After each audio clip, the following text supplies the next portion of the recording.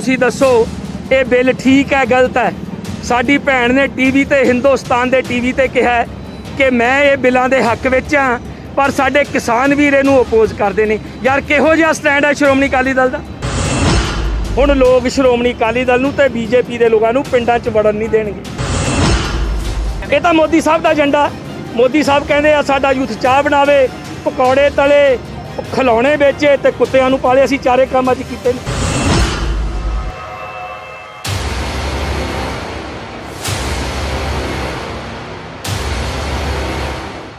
ਭਾਰਤ ਵਿੱਚ ਕੇਂਦਰ ਦੀ ਭਾਜਪਾ ਸਰਕਾਰ ਦੇ ਵੱਲੋਂ 3 ਖੇਤੀ ਆਰਡੀਨੈਂਸ ਲਿਆਂਦੇ ਗਏ। ਇਹਨਾਂ ਆਰਡੀਨੈਂਸਾਂ ਨੂੰ ਲੈ ਕੇ ਕਿਸਾਨ ਫਿਕਰਮੰਦ ਹੈ, ਆਮ ਜਨਤਾ ਪਰੇਸ਼ਾਨ ਹੈ ਤੇ ਆਖਿਰਕਾਰ ਇਹਨਾਂ ਆਰਡੀਨੈਂਸਾਂ ਦੇ ਪਿੱਛੇ ਕਈ ਸਵਾਲ ਨੇ। ਸਵਾਲ ਆਮ ਜਨਤਾ ਦੇ ਨੇ, ਸਵਾਲ ਕਿਸਾਨਾਂ ਦੇ ਨੇ ਤੇ ਸਵਾਲ ਪੋਲੀਟੀਕਲ ਪਾਰਟੀਆਂ ਦੇ ਨੁਮਾਇੰਦਿਆਂ ਦੇ ਨੇ। ਇਹਨਾਂ ਸਾਰੇ ਮਸਲਿਆਂ ਦੇ ਉੱਤੇ ਹੁਣ ਰਾਜਨੀਤੀ ਵੀ ਸ਼ੁਰੂ ਹੋ ਚੁੱਕੀ ਹੈ। ਆਮ ਜਨਤਾ ਦੇ ਮਨ ਦੇ ਵਿੱਚ ਸਵਾਲ ਨੇ ਕਿ ਆਖਿਰਕਾਰ ਇਹਨਾਂ ਆਰਡੀਨੈਂਸਾਂ ਦੇ ਵਿੱਚ ਅਜਿਹਾ ਹੈ ਕਿ ਕਿਸਾਨਾਂ ਨੂੰ ਮਜਬੂਰੀ ਵਸ ਸੜਕਾਂ ਦੇ ਉੱਤੇ ਆਉਣਾ ਪਿਆ ਤੇ ਕਿਸਾਨਾਂ ਦੇ ਸਵਾਲ ਨੇ ਕਿ ਇਹਨਾਂ ਆਰਡੀਨੈਂਸਾਂ ਨੂੰ ਕਦੋਂ ਖਤਮ ਕੀਤਾ ਜਾਂਦਾ ਹੈ ਤਾਂ ਹੀ ਕਿਸਾਨ ਘਰਾਂ ਨੂੰ ਵਾਪਸੀਆਂ ਕਰਨਗੇ।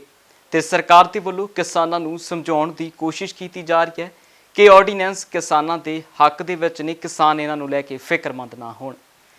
ਬੀਤੇ ਦਿਨੀ ਦੇਸ਼ ਦੇ ਪ੍ਰਧਾਨ ਮੰਤਰੀ ਨਰਿੰਦਰ ਮੋਦੀ ਦੇ ਵੱਲੋਂ ਟਵੀਟ ਕੀਤਾ ਜਾਂਦਾ ਹੈ, ਉਹ ਵੀ ਪੰਜਾਬੀ ਭਾਸ਼ਾ ਦੇ ਵਿੱਚ, ਤੇ ਪੰਜਾਬ ਦੇ ਕਿਸਾਨਾਂ ਨੂੰ ਅਪੀਲ ਕੀਤੀ ਜਾਂਦੀ ਹੈ ਕਿ ਇਹ ਕਿਸਾਨਾਂ ਦੇ ਹੱਕ ਦੇ ਵਿੱਚ ਆਰਡੀਨੈਂਸ ਨੇ ਤੇ ਇਹਨਾਂ ਨੂੰ ਕਾਨੂੰਨ ਬਣਨ ਤੋਂ ਬਾਅਦ ਕਿਸਾਨ ਖੁਸ਼ਹਾਲ ਹੋਵੇਗਾ ਤੇ ਕਿਸਾਨਾਂ ਦੀ ਆਮਦਨ ਦੁੱਗਣੀ ਹੋ ਜਾਵੇਗੀ। ਪਰ ਕਿਸਾਨ ਨੇ ਕਿ ਉਹ ਆਪਣੀ ਜਿੱਦ ਦੇ ਉੱਤੇ ਜਿਉਂ ਦਾ ਤਿਉਂ ਟਿਕੇ ਹੋਏ ਨੇ ਤੇ ਇਹਨਾਂ ਆਰਡੀਨੈਂਸਾਂ ਨੂੰ ਵਾਪਸ ਲੈਣ ਦੀ ਗੱਲ ਕੀਤੀ ਜਾ ਰਹੀ ਹੈ। ਪਰ ਕਿਸਾਨਾਂ ਦੇ ਵਿਰੋਧ ਦੇ ਬਾਵਜੂਦ ਵੀ ਇਹ ਆਰਡੀਨੈਂਸ ਪਹਿਲਾਂ ਲੋਕ ਸਭਾ ਦੇ ਵਿੱਚ ਪਾਸ ਹੋਏ ਤੇ ਬੀਤੇ ਦਿਨ ਹੀ ਰਾਜ ਸਭਾ ਦੇ ਵਿੱਚ ਵੀ ਪਾਸ ਹੋ ਗਏ। ਹੁਣ ਰਾਸ਼ਟਰਪਤੀ ਦੇ ਦਸਤਖਤ ਤੋਂ ਬਾਅਦ ਇਹਨਾਂ ਨੂੰ ਕਾਨੂੰਨ ਦੇ ਵਿੱਚ ਤਬਦੀਲ ਕਰ ਦਿੱਤਾ ਜਾਵੇਗਾ। ਵੱਡੇ ਸਵਾਲ ਨੇ ਕਿ ਆਖਿਰਕਾਰ ਖੇਤੀ ਆਰਡੀਨੈਂਸਾਂ ਨੂੰ ਲੈ ਕੇ ਪੰਜਾਬ ਦੇ, ਹਰਿਆਣੇ ਦੇ ਤੇ ਪੱਛਮੀ ਯੂਪੀ ਦੇ ਕਿਸਾਨ ਹੀ ਸੜਕਾਂ ਦੇ ਉੱਤੇ ਕਿਉਂ ਨੇ? ਕਿ ਆਖਿਰਕਾਰ ਇਹਨਾਂ 3 ਸੂਬਿਆਂ ਦੇ ਕਿਸਾਨਾਂ ਨੂੰ ਹੀ ਇਹਨਾਂ ਆਰਡੀਨੈਂਸਾਂ ਦੇ ਨਾਲ ਫਰਕ ਪਵੇਗਾ? ਇਹਨਾਂ ਸਾਰੀਆਂ ਗੱਲਾਂ ਦੇ ਜਵਾਬ ਅੱਜ ਇਸ ਸਪੈਸ਼ਲ ਰਿਪੋਰਟ ਦੇ ਵਿੱਚ ਦਵਾਂਗੇ। ਤੁਸੀਂ ਦੱਸੋ ਇਹ ਬਿੱਲ ਠੀਕ ਹੈ ਗਲਤ ਹੈ? ਸਾਡੀ ਭੈਣ ਨੇ ਟੀਵੀ ਤੇ ਹਿੰਦੁਸਤਾਨ ਦੇ ਟੀਵੀ ਤੇ ਕਿਹਾ ਕਿ ਮੈਂ ਇਹ ਬਿੱਲਾਂ ਦੇ ਹੱਕ ਵਿੱਚ ਹਾਂ, ਪਰ ਸਾਡੇ ਕਿਸਾਨ ਵੀਰ ਇਹਨੂੰ ਅਪੋਜ਼ ਕਰਦੇ ਨੇ। ਯਾਰ ਕਿਹੋ ਜਿਹਾ ਸਟੈਂਡ ਹੈ ਸ਼੍ਰੋਮਣੀ ਅਕਾਲੀ ਦਲ ਦਾ। ਅੱਜ ਵੀ ਸ਼੍ਰੋਮਣੀ ਅਕਾਲੀ ਦਲ ਕਲੀਅਰ ਨਹੀਂ। ਮੋਦੀ ਸਾਹਿਬ ਨੇ, ਸਾਡੇ ਪ੍ਰਧਾਨ ਨੇ ਕਿਹਾ, ਸੁਨੀਲ ਜਾਖੜ ਜੀ ਨੇ, ਕਿ ਇਹਦੇ ਤੋਂ ਮੋਦੀ ਸਾਹਿਬ ਨੇ ਧੱਕੇ ਨਾਲ, ਇਹ ਕਹਿੰਦੇ ਅਸੀਂ ਰਿਜ਼ਾਈਨ ਕਾਹਦਾ ਸੈਕਰੀਫਾਈਸ। ਵੱਡੇ ਬਾਦਲ ਸਾਹਿਬ ਕਹਿੰਦੇ ਸਾਡੀ ਬੇਟੀ ਨੇ ਰਿਜ਼ਾਈਨ ਕਰਤਾ, ਪੰਜਾਬ ਦੀ ਬੇਟੀ ਨੇ। ਮੈਨੂੰ ਇੱਕ ਗੱਲ ਦੱਸੋ, ਉਹ ਰਿਜ਼ਾਈਨ ਕਰੇ ਦਾ ਕੀ ਫਾਇਦਾ ਹੈ? ਇਹ ਕਿਹੜਾ ਸੈਕਰੀਫਾਈਸ ਹੈ? ਇਹ ਝੂਠ ਥਵਾਨ। ਹੁਣ ਲੋਕ ਸ਼੍ਰੋਮਣੀ ਅਕਾਲੀ ਦਲ ਨੂੰ ਤੇ ਬੀਜੇਪੀ ਦੇ ਲੋਕਾਂ ਨੂੰ ਪਿੰਡਾਂ 'ਚ ਵੜਨ ਨਹੀਂ ਦੇਣਗੇ। ਅੱਜ ਸਰ ਚਾਹ ਬਣਾਈ ਗਈ, ਪਕੌੜੇ ਤਲੇ ਗਏ ਨੇ। ਇਹ ਤਾਂ ਮੋਦੀ ਸਾਹਿਬ ਦਾ ਏਜੰਡਾ।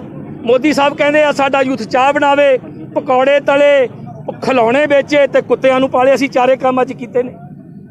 ਇਹ ਤਾਂ ਦੱਸਣ ਵਾਸਤੇ ਕੀਤਾ ਕਿ ਮੋਦੀ ਸਾਹਿਬ, ਬੀਜੇਪੀ ਸਰਕਾਰ ਹੁਣ ਇਹੀ ਕੁਛ ਕਰਾਂਗੇ। ਅਸੀਂ ਚਾਹਾਂ ਬਣਾਉਣ ਜੋਗੇ ਹੀ ਰਹਿ ਗਏ, ਅਸੀਂ ਪਕੌੜੇ ਤਲਣ ਜੋਗੇ ਹੀ ਰਹਿ ਗਏ, ਅਸੀਂ ਖਿਲੌਣੇ ਬਣਾਉਣ ਜੋਗੇ ਹੀ ਰਹਿ ਗਏ।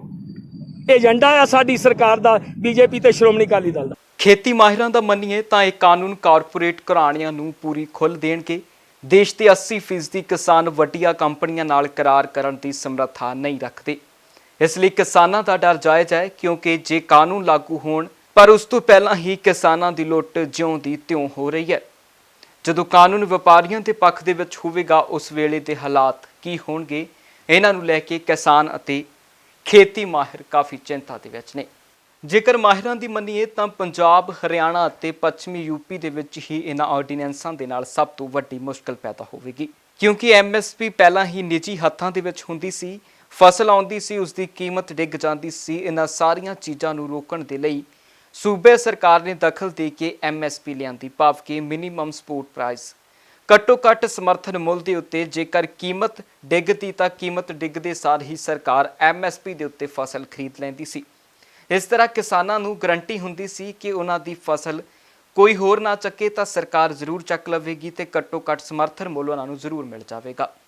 ਪਰ ਜੇਕਰ ਇਹ ਆਰਡੀਨੈਂਸ ਪਾਸ ਹੁੰਦੇ ਨੇ ਤਾਂ ਕਿਸਾਨਾਂ ਦਾ ਮੰਨਣਾ ਹੈ ਕਿ ਉਹਨਾਂ ਦੀ ਇਹ ਗਰੰਟੀ ਜੋ ਸੂਬਾ ਸਰਕਾਰਾਂ MSP ਦੇ ਅੰਡਰ ਦਿੰਦੀਆਂ ਸੀ, ਉਹ ਗਰੰਟੀ ਖਤਮ ਹੋ ਜਾਵੇਗੀ ਤੇ ਕਿਸਾਨਾਂ ਨੂੰ ਪ੍ਰਾਈਵੇਟ ਘਰਾਣਿਆਂ ਦੇ ਹੱਥਾਂ ਦੇ ਵੱਲ ਵੇਖਣਾ ਪਵੇਗਾ। ਜੇਕਰ ਪੰਜਾਬ ਤੇ ਹਰਿਆਣਾ ਦੇ ਵਿੱਚ ਕਣਕ ਦੀ MSP ਤੇ ਖਰੀਦ ਦੀ ਗੱਲ ਕੀਤੀ ਜਾਵੇ ਤਾਂ ਇਹਨਾਂ ਦੋਹਾਂ ਸੂਬਿਆਂ ਦੇ ਵਿੱਚ ਕਣਕ MSP ਦੇ ਉੱਤੇ ਖਰੀਦੀ ਜਾਂਦੀ ਹੈ। ਦੋਹਾਂ ਸੂਬਿਆਂ ਦੇ ਵਿੱਚ MSP ਸਿਸਟਮ ਪੂਰੀ ਤਰ੍ਹਾਂ ਵਿਕਸਿਤ ਹੈ ਤੇ ਹੁਣ ਗੱਲ ਕਰੀਏ ਪੱਛਮੀ ਯੂਪੀ ਦੀ ਤਾਂ ਥੋੜਾ ਜਿਹਾ ਉੱਥੇ ਵੀ ਇਹ ਸਿਸਟਮ ਵਿਕਸਿਤ ਜ਼ਰੂਰ ਹੋ ਰਿਹਾ। ਬਾਕੀ ਕਿਸੇ ਸੂਬੇ ਦੇ ਵਿੱਚ ਕਿਸਾਨਾਂ ਨੂੰ MSP ਨਹੀਂ ਮਿਲਦੀ, ਨਾ ਹੀ ਉਹਨਾਂ ਸੂਬਿਆਂ ਦੇ ਵਿੱਚ ਮੰਡੀ ਸਿਸਟਮ ਹੈ। ਇਸ ਕਰਕੇ ਪੰਜਾਬ, ਹਰਿਆਣਾ ਅਤੇ ਪੱਛਮੀ ਯੂਪੀ ਦੇ ਵਿੱਚ ਨਾਰਾਜ਼ ਨੇ ਕਿਸਾਨ ਇਹਨਾਂ ਖੇਤੀ ਆਰਡੀਨੈਂਸਾਂ ਨੂੰ ਲੈ ਕੇ, ਕਿਉਂਕਿ ਕਿਸਾਨਾਂ ਦੀ MSP ਖਤਮ ਹੋਣ ਦਾ ਡਰ ਹੈ।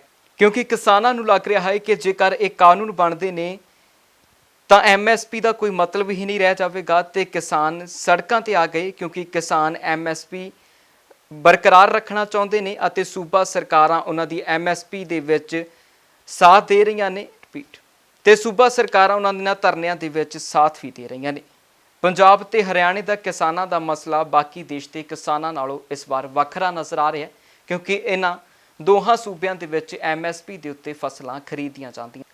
ਬਿਲਹਾਲ ਇਹ ਤਾਂ ਹੁਣ ਆਉਣ ਵਾਲਾ ਸਮਾਂ ਦੱਸੇਗਾ ਕਿ ਆਖਿਰਕਾਰ ਕਿਸਾਨ ਇਹਨਾਂ ਆਰਡੀਨੈਂਸਾਂ ਨੂੰ ਸਮਝਦੇ ਨੇ ਜਾਂ ਇਹਨਾਂ ਆਰਡੀਨੈਂਸਾਂ ਨੂੰ ਰੱਦ ਕੀਤਾ ਜਾਂਦਾ ਹੈ, ਜਾਂ ਇਹਨਾਂ ਆਰਡੀਨੈਂਸਾਂ ਦੇ ਉੱਤੇ ਸਰਕਾਰ ਰਿਵਿਊ ਕਰਦੀ ਹੈ, ਜਾਂ ਫਿਰ ਇਹਨਾਂ ਆਰਡੀਨੈਂਸਾਂ ਨੂੰ ਸਮਝਾਉਣ ਦੇ ਵਿੱਚ ਸਰਕਾਰ ਕਾਮਯਾਬ ਹੁੰਦੀ ਹੈ ਤੇ ਕਿਸਾਨ ਸ਼ਾਂਤ ਹੁੰਦੇ ਨੇ। ਤੇ ਕਿਸਾਨਾਂ ਦੀ ਸਭ ਤੋਂ ਵੱਡੀ ਮੰਗ ਦੇ ਵੱਲ ਸਰਕਾਰ ਕਿੰਨਾ ਕੁ ਧਿਆਨ ਦਿੰਦੀ ਹੈ ਤੇ ਕਿੰਨਾ ਕੁ ਨਹੀਂ, ਇਹ ਆਉਣ ਵਾਲਾ ਸਮਾਂ ਆਪ ਹੀ ਦੱਸ ਦੇਵੇਗਾ।